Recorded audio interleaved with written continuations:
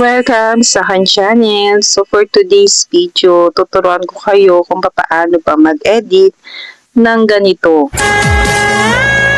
So yan, trending po yan sa Blue App.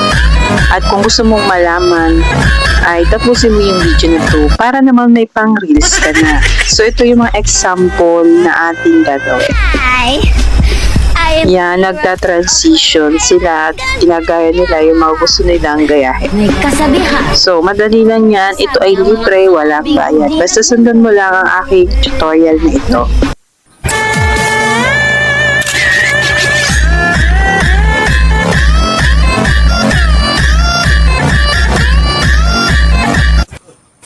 Reyna Amihan. Ako pa rin ang tunay na reyna ng Great Testa.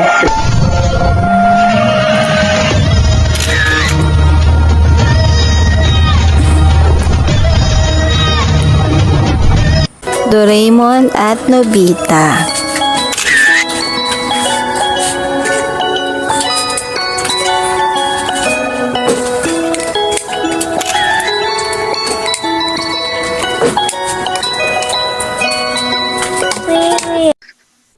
So yun, ganun nga po yung i-edit natin for today's video. At kung bago ka nga lang sa aking YouTube channel, ay pahingi naman dyan isang subscribe. Hit mo na rin ang bell button para maging updated ka sa ating mga susunod pang i-upload. Kasi nag-upload ako dito ng mga tutorial about editing na katulad nito.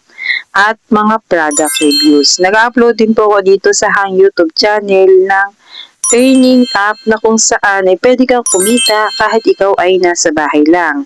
Kung gusto mo ng ganong topic, welcome ka sa aking YouTube channel. And please don't forget to subscribe ng aking YouTube channel. So yung sisimulan na nga natin ng tutorial na ito para naman meron ka ng pang reels. So ito ay free, walang bayad. So ang gagamitin natin dito ay si Gemini at si Pixverse AI. Ayan. So, tara na. Sa Google Chrome, kasi dyan natin isi-search si Gemini AI. Pero pwede nyo namang i-download si Gemini AI sa Play Store. So, ako kasi hindi na ako nagda-download kasi napaka-overload na. Overload? Madami ng application yung aking cellphone, kaya nagsisearch na lang ako sa Google Chrome. Kaya, bakit ba ako nagpaliwanag pa? Ayaw, di ma! So, tara na nga. Simulan na natin. Let's go! Punta na tayo sa Google Chrome, search natin ang Gemini AI. Ang unang lalabas, yung Google Gemini, ang itatap natin dyan. So ito ay magagamit mo sa pag-edit basta ikaw ay nakalagin gamit ang iyong Google account. Dito sa Ask Gemini sa baba, ipipaste natin yung prompt na kailangan para tayo ay makapag-create ng picture. So ito ilalagay ko na lang sa comment section at sa description box, i-copy nyo na lang po. Meron ditong plus sign, pindutin nyo lang po yan, and then yung upload files, tapos yung media picker, para po makapunta tayo sa ating gallery at piliin po natin yung picture natin. So, kailangan nyo po pala ng video na ganito, so ganyan, kayo nang bahala sa acting, example lamang yan. So, ngayon, kukuha kayo dyan ng screenshot, tapos yun po yung ating ilalagay sa Gemini AI. Tapos, mag-upload na rin po kayo ng gusto nyong gayahin, for example, po itong Doraemon at Nobita. So, ito po yung example ko sa inyo. So, ito po yung example lang. Kayo pa rin po ang bahala kung sino or kung ano po yung gusto nyong gayahin. Ano po, so pwede po kayo mag-save ng picture, mag-search lang po kayo sa Facebook.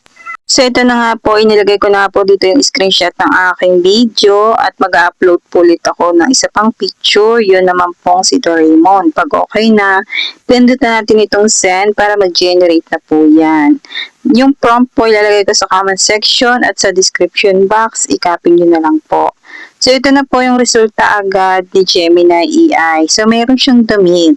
At kung gusto nyo nga i-download, long press nyo lang po ang picture na yan, pindutin nyo po ng matagal at piliin po yung download image. Kung ayaw nyo naman po ng resulta, pwede nyo pong i-edit, pindutin yung lapis and then maglagay lang ng space para magkaroon po ng update, tapos pindutin yung update para mag-generate po ulit ng bago si Gemini AI. At ito na nga po, ayan yung pangalawa niyang edit, ilong press nyo lang po and then piliin yung download image kung nagustuhan nyo po yung inyong na-edit. So, yun po at dito po, ipipaste po natin ulit yung prompt na kailangan. Pindutin ulit yung plus sign, upload files, and media picker para mapunta tayo sa ating gallery. So, ganun po ulit. Dapat yung una ay yung screenshot ng inyong video bago yung gusto nyong gayahin, kagaya po ng ginawa ko. Ganun po ulit, isend po natin yan para ma-generate po ulit ni Gemini AI. So, ito yung resulta niya kay Nobita. Ayan. So, pwede na yan. Long press lang natin, piliin yung download image para masipo siya sa ating gallery. Tapos na po tayo kay Gemini. Dito naman po tayo sa Pixverse AI. So, dito natin papagalawin yung picture na nakuha natin sa Gemini AI. Dito sa Pixverse AI, meron pong free everyday na 60 credits. So, kailangan nyo lang po yung i-claim. At para naman po sa mga hindi pa nakakaalam, ay pwede nyo pong panoorin yung video ko na ito. Makakatulong po yan sa inyo kapag nag-e-edit po kayo dito sa Pixverse AI. Nalagay ko na lang po sa comment section ang link ng video ko na yan para mapanood nyo. So, nandito na po tayo sa Pixverse AI. So, makakapag-login po kayo dito gamit ang inyong Google account. So, ngayon, pindutin po natin itong plus sign para po tayo ay makapag-edit. Tapos dito sa baba, slide nyo lang po at itap itong tao ang hoggies, itong mimic. Yan. So, ganito na nga yung itsura niya pag tinap mo nga yung mimic. Tapos, dito mayroon tayong upload image. Dito, itatap natin yan. Tapos, piliin natin yung photo na galing sa Gemini AI. So, yung ilalagay ko yung may damit si Doraemon. So, itatry ko kung maganda yung result ng video diyan. And then, dito naman sa side na to, kailangan nating ilagay yung video na ating ginawa. Tapos, dito, kapag mahaba yung video mo, ganyan yung lalabas. So, dito, kailangan mong tingnan kung saang part dapat magiging si Doraemon. So, kayo nang bahala kung ano ba yung actingan nyo. Kasi ito yung akin. And then, pag okay na, pindutin nyo lang yung check.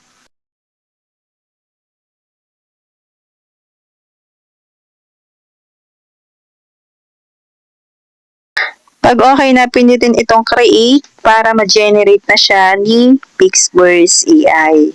So ngayon, yung kay Nobita naman yung ating gagawin. Ganun ulit, pindutin ulit yung plus sign. At ilalagay nga natin dito yung picture ni Nobita.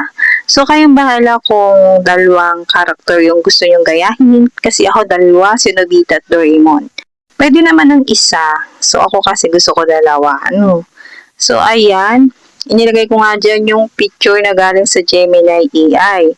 At dito sa tabi, ganun ulit yung video na ginawa natin.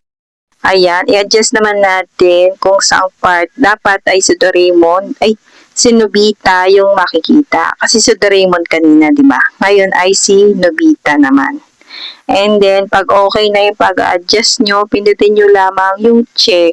So, yan. Andyan na uli yung video. Pindutin natin ulit yung create para ma-generate na siya ni Pixverse AI. Ayan.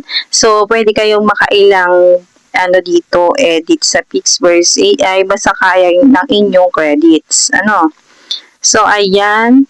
At kapag ka magsisave para kayo, ay pipindutin nyo lang yung arrow sa tabihan. Pero panoorin nyo muna yung na-generate ni Pixverse kung maganda ba, kung pasok ba sa inyong gusto. At kung hindi, katulad nitong akin, hindi ko siya isinave.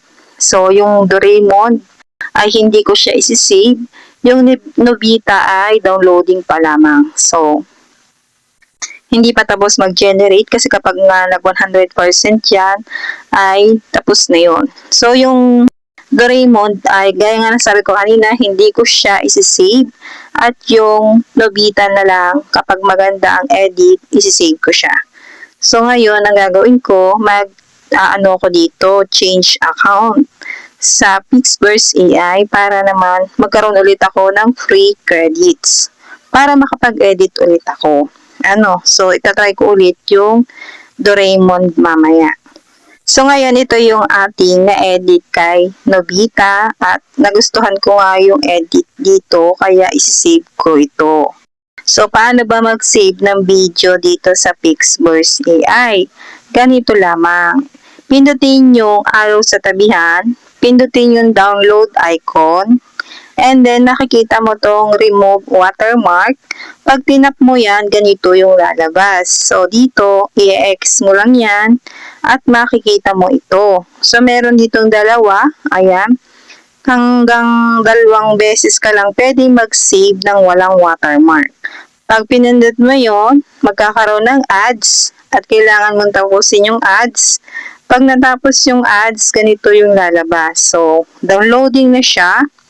At kapag ganyan na, nasa gallery mo na yun. Yung Doraemon, inulit ko ulit at ito yung naging resulta. So, hindi ko na ipinakita kung paano ko ginawa kasi parehas lang naman ng proseso ay haba lang yung video na to. So, yan na nga po. Kapag gusto mo nga yung naging resulta ni Pixverse AI, isave mo and then pumunta na tayo ngayon sa last step. Itong CapCut. So, dito natin pagsasama-samahin yung mga video na ginawa natin.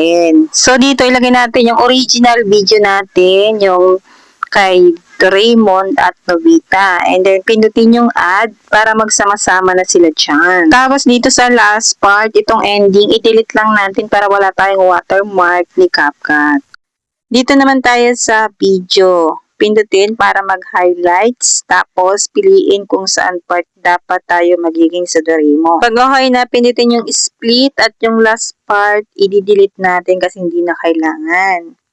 So, ngayon, itong si Doraemon, pindutin natin yung video na yan para mag-highlights. Tapos, i-timing natin kung sang part dapat yung pagpitik na yan para smooth. Smooth. And then, pitilit natin itong nasa gitna. So, ganun din ang gagawin natin kay Nobita. So, yan. Titingnan lang natin ulit yung pagpitik ng kamay at doon natin lalagyan ng split. Tapos, i-delete natin yung nasa unahang part.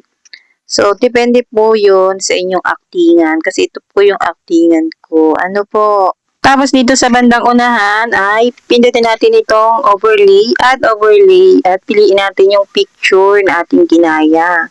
So ito ay optional lamang, kayo nang bahala kung gagawin nyo din. So dito kasi nakaturo yung kamay ko, so nilagyan ko siya nung gusto kong gayahin na character at yung Doraemon at Nobita ang ilalagay ko dyan. So, ayan, inad ko lang siya, tapos pinaliit ko at inalagay ko doon sa taas. Kung meron pa kayong gustong idagdag, pwede maglagay kayo ng sound o kaya naman ng text.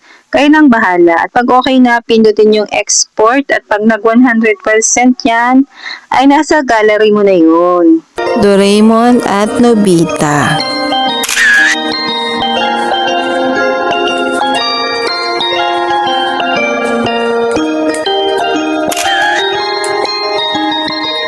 So, yun nga yung resulta. So, ayan po ay uulitin ko. Example lamang po yan. Kaya pa rin pong bahala kung sino po yung gusto nyong gayahin.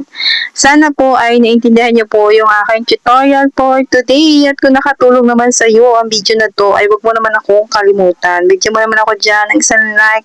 And please don't forget to subscribe ng aking YouTube channel. See you na. Thank you for watching. Bye!